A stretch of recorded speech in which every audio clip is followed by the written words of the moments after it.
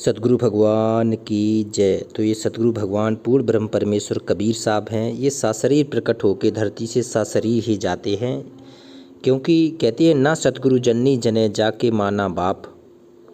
इस भगवान के माँ बाप नहीं होते हैं। कहते हैं पानी से पैदा नहीं और श्वासा नहीं शरीर, और अन्न आहार करता नहीं ताका नाम कबीर। तो ये शब्द स्वरूपी भगवान है कबीर साहब, जब चाहे जिसके चोले में प्रकट होके आ जाता है। तो ये शब्द हैं, ये अनमोल शब्द हैं कबीर साहब के। तो ये आज का शब्द है, ये बहुत अनमोल है। अवधू से बात हो रही है, अवधू मतलब गोरखनाथ जी से बात हो रही है कबीर की, साक्षात्कार। तो कहते हैं अवधू अक्षर हूँ सो न्यारा। बताओ, अवधू गोरखनाथ को कहते हैं। तो गोरखनाथ और जब कबीर साहब का शास्त्रार्थ हुआ, तब क्योंकि गोरखनाथ भी अपने आप में कहते हैं सिद्धियों में ये भूल गए थे, सिद्धियों को दिखा रहे थे कबीर साहब को। कबीर साहब ने कहा ये बालकों का खेल है सिद्धियों को दिखाना। कहते हैं अवधू अक्षर हूँ से न्यारा। कहते हैं कबीर साहब गोरखनाथ वो सार शब्द का जो भेद है, जो पूर्ण परमात्मा का मार्ग है, वो अक्षर में नहीं है, वो अक्षर से न्यारा है, वो शब्द स्वरूप है। तो अब उस तक कैसे पहुँचोगे तुम? तब कबीर साहब के प्रति दंडवत प्रणाम किया उन्होंने, अपना गुरु बनाया गोरखनाथ जी ने, और ये पूरा तत्वभेद प्राप्त किया, सार शब्द प्राप्त किया, सार शब्द का भेद लखा, तब इनकी मुक्ति हुई। तो आज उसी का ये बहुत ही महत्वपूर्ण शब्द है। ये सारे शब्द बहुत ही महत्वपूर्ण हैं, जिसे वास्तव में कबीर साहब का तत्वज्ञान जानना है, कबीर साहब का मूल अध्यात्म का ज्ञान जिसे जानना है, जिसे वास्तव में अपने सतगुरु के प्रति प्रेम पैदा करना है, समर्पण पैदा करना है, विश्वास पैदा करना है। तो उनके लिए ये वीडियो सारे सुनना देखना बहुत ज़रूरी है। ये आप लोगों के लिए ही सीरीज चल रही है। ये सारे वीडियो आप सुने तो आपका लाख गुना अधिक निश्चित ही सतगुरु के प्रति प्रेम बढ़ जाएगा, ऐसा इनमें है भाव। तो कहते हैं अवधू अक्षर हूँ से न्यारा, जो तुम पवना गगन चढ़ावो, करो गुफा में बासा, और गगना पवना दोनों बिन से कह गए योग तुम्हारा। तो कहते हैं कबीर साहब कह रहे हैं जो तुम पवन और गगन, पवन होती है वायु और गगन होती है आकाश। कहती है अपनी सिद्धियों के द्वारा तुम अगर पवन में भी डुबकी, पवन को भी बांध लोगे और आकाश के भी ऊपर चढ़ाई कर लोगे सूक्ष्म रूप से, हैं अपनी गुफाओं में भी अपना वास कर लोगे, कितने ही सालों तक तुम वहाँ तप करते रहोगे। तो ये साधना है तुम्हारी। कहती हैं गगना पवन दोनों बिन से, जब तुम्हारे ये गगन खत्म हो जाएगा तब ये तुम्हारे 5 तत्व का ये पवन नहीं रहेगा। कहती है गगना पवना दोनों बिन से, वो कह गए योग तुम्हारा, तब ये तुम्हारा योग वहाँ तक नहीं पहुँच पाएगा। ना इस योग के बल पे तुम आगे सतलोक की यात्रा कर पाओगे, ना तुम उस पूर्ण ब्रह्म परमेश्वर के शाश्वत लोक में जा पाओगे जो काल के लोक से न्यारा है। काल के जाल से छूटने की भक्ति कबीर साहब ने बताया कि मेरी प्यारी आत्मा गोरखनाथ जी ये मेरे पास है, मेरे पास है ये सतनाम का 2 अक्षर का भेद, सार शब्द का भेद, ये मेरे पास है। तब उनकी आँख खुली कि यार जो साधारण से दिखने वाला कबीर यही पूर्ण ब्रह्म परमेश्वर है। तो ये चेतावनी के उपदेश हैं, चेतावनी कबीर साहब दे रहे हैं कि किसी तरह मेरी प्यारी आत्मा इस भक्ति पर लग जाए। कहते गगना मध्य ज्योति झलके, पानी मध्य तारा, और घट गए नीर बनस गए तारा, और निकर गए के हुई द्वारा। कहते देखो एक बार पूरी के पूरे एक है कि जब बिनसेंगे तीनों लोक नहीं रहेंगे। कहते पृथ्वी स्वर्ग पाताल लोक ये भी नष्ट हो जाएंगे। तो ये सारी सृष्टि कहती हैं कबीर साहब ने पूरी सृष्टि रचना में बता रखी है कि सब क्या होता है। तो कहते हैं गगना मध्य ज्योति झलके, गगन की मध्य तो ऊपर जब आप जाओगे ना तो वहाँ ब्रह्मलोक में कहती हैं घंटा शंख सुनो धुन दोई, और सहस्त्र कमल दल झिलमिल हुई। 1000 ज्योतियाँ झिलमिल झिलमिल कर रही हैं, उसको तुम कैसे देखोगे मेरे प्यारे हंस।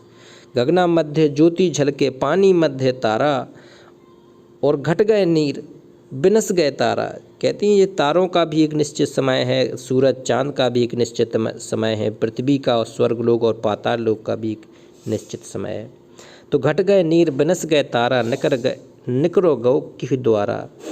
फिर आप कौन सी द्वार से निकलोगे, कैसे तुम ऊपर की यात्रा पूरी करोगे? ये भेद नहीं है गोरखनाथ जी तुम्हारे, जिससे तुमने साधना की है उनके पास ये भेद नहीं है। सार शब्द का भेद नहीं है, सतनाम का 2 अक्षर का भेद नहीं है, कैसे पार होगे? कहते हैं मेरू दंड पर डारी डुलेची, और जोगिन तारी लाया, और सुई सुमेर पर खाक उड़ानी और कच्चा योग कमाया। देखो गोरखनाथ, तुमने पूरा का पूरा, तुम्हारे पास जो योग है ना, पूरा कच्चा योग है, अधपका योग है, अधूरा योग है। तुमने कहती है मेरुदंड पर डारी दुलेची। कहती है मेरुदंड तुम जो सीधी करके बैठी रहती हो, तुम्हें तो ये भी पता नहीं है मेरुदंड के अंदर जो सूक्ष्म कमल हैं, किस किस देवताओं का वास है और किस किस देवताओं की कौन सी मंत्र हैं, कौन सी देवता किस मंत्र के द्वारा ये कमल चक्र खुलती हैं, ये कुंडली जागरण कैसी होती है, मूलाधार से लेकर सहस्त्रार तक की यात्रा कैसे होती है, ये तो गोरखनाथ में पता ही नहीं है।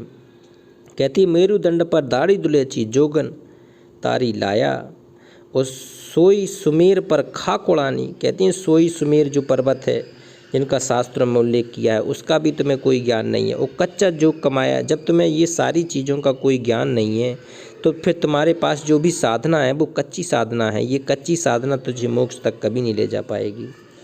आगे देख तो कहती हैं इंगला बिन से पिंगला बिन से आह बिन से सुषमन नाड़ी, और जब उन्मनी की तारी टूटे तब कह रही तुम्हारी। कहती है इड़ा पिंगला सुषमन, इसके योग में इसका नाम आया कि जो बाएं की श्वास निकलती है बाएं नाक की नाक से, तो उसमें वो इड़ा है। कहती हैं जो श्वास में ध्यान लगाना है तो कुछ योगी कहते हैं इड़ा पिंगला पर ध्यान लगाओ, इड़ा लगाओ, पिंगला पे ध्यान, दाएं वायु पे ध्यान लगाओ, और फिर जो एक सूक्ष्म उसके अंदर के बीच में निकलती वो सुषमना नारी पे ध्यान लगाओ। कबीर साहब कहते हैं ये आधू अधेरे ज्ञान है, ना इड़ा से काम चलेगा, ना पिंगला, ना सुषमन द्वार से। ये बच्चों वाली कक्षाएं हैं। कहते हैं इंगला बिन से, एक दिन इंगला भी चली ख़त्म हो जाएगी, तेरी पिंगला भी बनस जाएगी, ये भी नष्ट हो जाएगी, ये शरीर ही तेरा नष्ट हो जाएगा। और बिन से सुषमन नाड़ी, और तेरी जो सूक्ष्म द्वार तू बता रहा है ना, ये भी एक दिन ख़त्म हो जाएगी, ना इड़ा लग लेगी, ना पिंगला रहेगी, ना सुषमना। इससे अलग भेद है वो सार शब्द का भेद, इससे ऊपर का भेद है, उसको प्राप्त कर। कहते हैं जब उन्मनी की तारी टूटे तब कह रही तुम्हारी। कहते हैं उन्मनी, कहते हैं कह कबीर ये उन्मनी रहनी, सो प्रकट कर गाई, और सुख दुख से कोई परे परम पत्ते ही पद रहा समाई।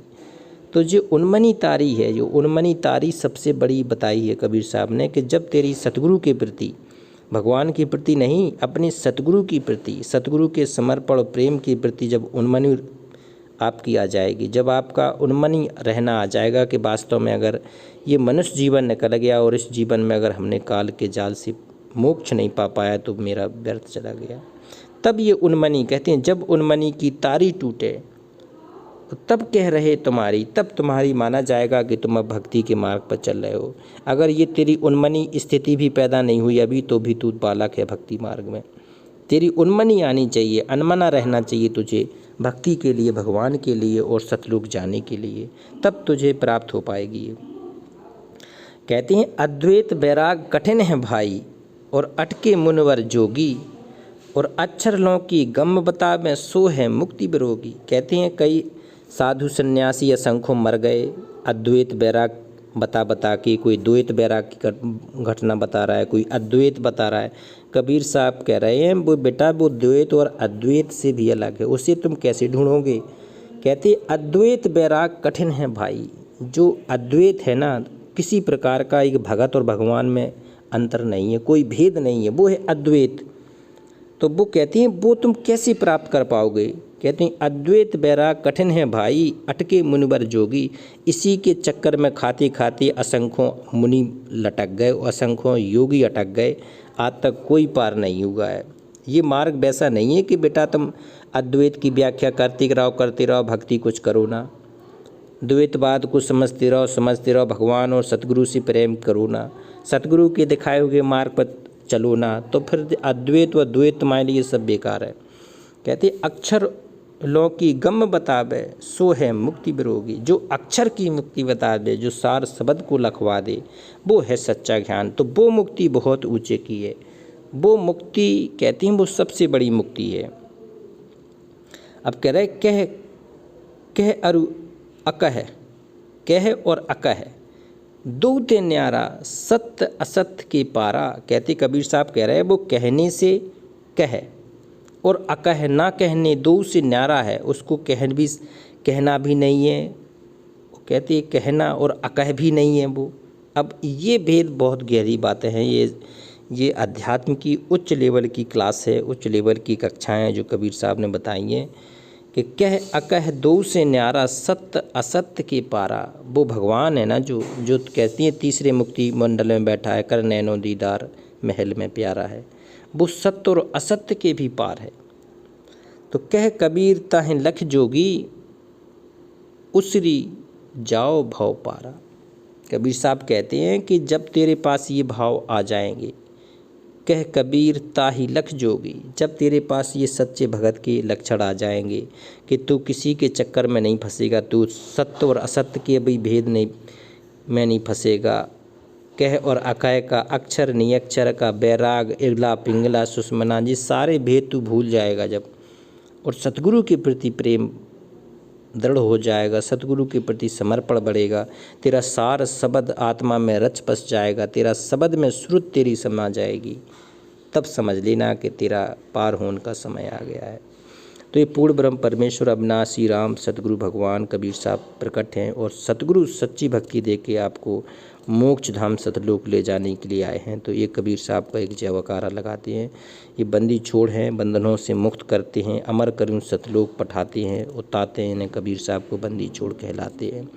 तो अमर करूँ सतलोक पठाऊँ, ताते बंदी छोड़ काऊँ। तो इस बंदी छोड़ पूर्ण ब्रह्म परमेश्वर अविनाशी राम सत्य कबीर हक्का कबीर कबीर साहब ये कहते हैं अल्लाहू अकबर।